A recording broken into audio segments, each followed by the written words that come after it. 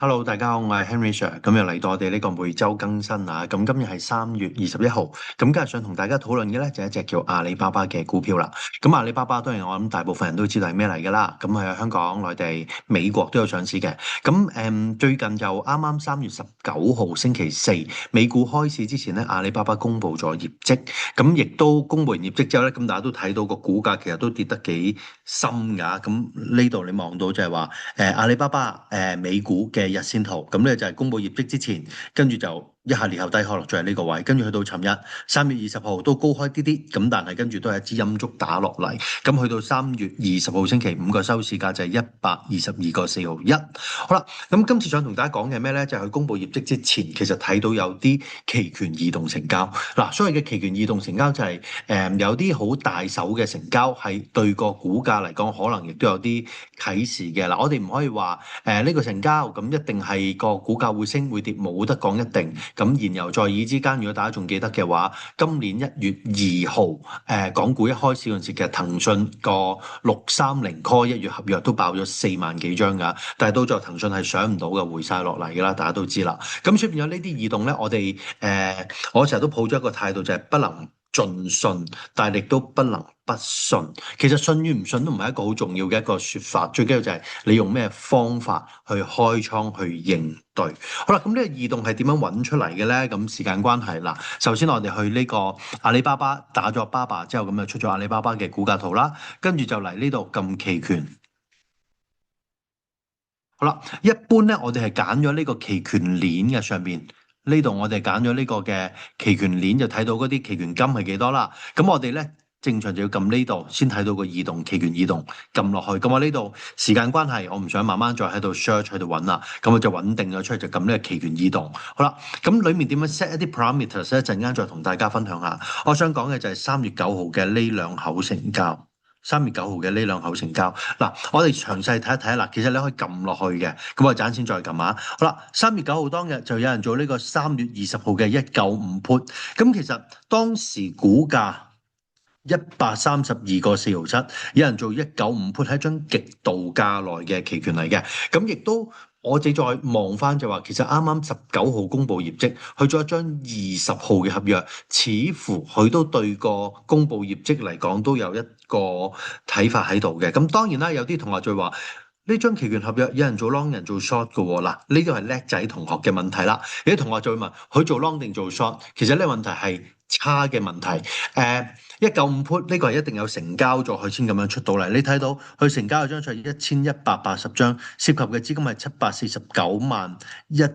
749.188蚊美金，即係你當750萬美金，你乘翻8啦，我當咁大概5000幾萬港紙，一下就放咗落去呢個嘅價內期權上面。佢成交嘅期權金啊，每股係63.49，即係一張合約係6349蚊美金，絕對係大戶嘅手法嚟㗎啦呢啲。咁啊一下又做咗1180張，好啦，下低呢度又係1180張，但係大家成交嘅時間係有少少唔同嘅，即係你對翻其實有個成交時間喺度顯示翻出嚟嘅。好啦，咁除此之外，咁佢涉及金額咧都係749萬幾嘅美金，兩個都係195 put，都係3月20號到期嘅合約。咁佢呢度嚟講咧就係引伸波幅啦，同埋當時嘅股價啦，132.47啦，132.25啦，都係大概132蚊嘅水平做195嘅 put。嗱，有啲初學嘅朋友唔了解，就會問佢做 long 定做 short？冇得齋 long 或者齋 short，因為你做 long 一定有人做 short。如果唔係點成交啊？你買樓都要有人賣樓俾你至得噶嘛，咁先成交到噶嘛。你買股票咁嘅，梗係有人賣股票俾你，你先買到噶啦。咁所以一定有 long 有 short。好啦，問題就係究竟呢一個成交個主導位係 long 定 short 咧？邊個想 drive 呢件事咧？其實我哋喺我哋課程裡面會詳細同你講解呢類咁嘅情況咧，一定係個 long 主導。short 咧點解有人做 short 咧？個 short 通常係個莊家焗住接招咁解嘅啫。所以變咗，如果有人好主動做呢個 long put，咁涉及嘅資金兩口成交，你睇到夾埋750萬係千萬美金，咁差唔多億幾港紙，咁絕對係一個好大嘅一個成交嚟嘅。咁當然啦，我想講一樣嘢就係，總之你要記住，遇到呢啲咁嘅異動，其實有陣時我唔會唔做，正常我都會做啲嘢㗎啦。咁但係咪佢 long 我又 long 喎？咁喂，我唔係咁多個6000幾蚊美金去同佢做 long 咁價耐㗎咯喎。即係有好多朋友都會問佢做咁價耐做咩咧？咁呢個問題冇得答你，你應該問翻當事人。其實佢有冇需要做到咁價耐咧？佢做到咁價耐有個好處就係佢可以避到個高引伸波幅。即係因為你公布業績個引伸波幅就會好高嘅，咁你做到咁價耐嘅話咧，你實質要俾出嚟嘅時間值其實少之又少㗎，咁所以變咗嗱，好簡單，你同佢計一條數啊，呢個係195 put，當時估價132.47，你將195減132.47，你睇下佢俾出嚟嘅期權金，差唔多60幾蚊都係價內值，好少就係時間值。咁佢做到咁價內嘅其中一個原因會唔會係咁咧？呢個都係我哋作出一個嘅推斷，你問翻當事人先至知道。但係總之我哋睇到嘅情況就係，哇！呢兩口其實嗰個成交都非常之驚人。問題就係我哋要，即係我自己要點樣諗，你哋又要點樣諗，你要點部署咧？咁嗱，第一記住頭先講過，騰訊都試過爆4萬張 call，但係到最後都係無疾而終嘅。咁所以變咗基本上亦都唔可以瞓身。你撞到呢咁嘅情況，你都要用一個組合。做好個注碼管理，慢慢逐步推進，或者個注碼管理喺呢件事情上面，我可以做得進取多少少 OK 嘅。但係你點都要做一個風險管理、注碼管理，要小心保護自己，冇得 all in 啊！即係有啲同學好兇嘅，咁我自己覺得就唔好用咁嘅態度去做啦。好啦，咁你撳落去，你會睇到晒其實成個成交嚟講咧，究竟係63個4.9啦。嗱呢度。睇到個期權金啦，每股啦，做嘅張數110張啦，涉及資金749萬嘅美金啦，跟住就係呢個嘅買入嘅價格啦，就係60.5啦，咁跟住就仲有累計成交量啦，即係呢張合約啊，累積計算成交量係幾多咧？咁好啦，咁跟住就仲有呢個成交嘅金額，即係涉及資金係幾多？有好多呢啲咁嘅數據係出晒嚟嘅。咁個 Delta -0.95啦，其實你同沽空正沽唔係太大分別，即係下低就會出埋啲期權參數俾你作為一個嘅參考啦。OK，咁所以呢個係非常之清晰嘅一個嘅計算。咁我以前我自己都有個 system 就係叫做 Options Dynamics。咁但係幾年前就 hack 咗，俾人 hack 咗，咁所以變咗就喐唔到住。但係我哋嗰個數據就未至於佢咁詳盡啊，即係詳盡到就係幾點鐘當時估計係幾多啦。我哋一個盤後數據，但係就我哋就淨係記錄咗就係由07年到23年嗰陣時係俾人 hack 嗰陣時23年。呢10幾年以嚟咧，所有港股期權嘅股票期權嘅成交都喺晒裡面。咁而佢呢度嚟講就話數據都好全面，同埋可以保留到1個月嘅時間。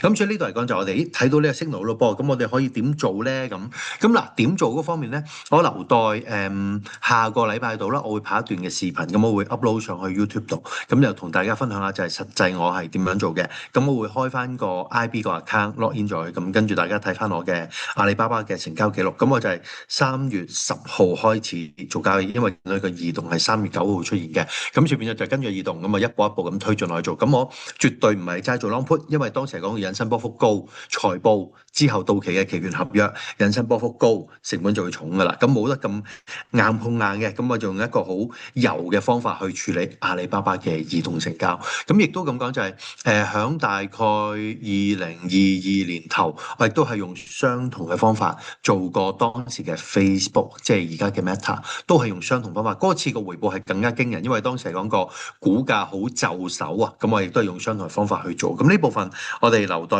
我之後 upload 嗰段嘅 webinar 再同大家詳細分享。好啦，嗱，最後少少講翻先，咁你跳翻出去先，左上角跳出去。好啦，對於你要篩選嗰啲嘅期權異動咧，呢度有個篩選嘅掣㗎，咁你可以撳落去。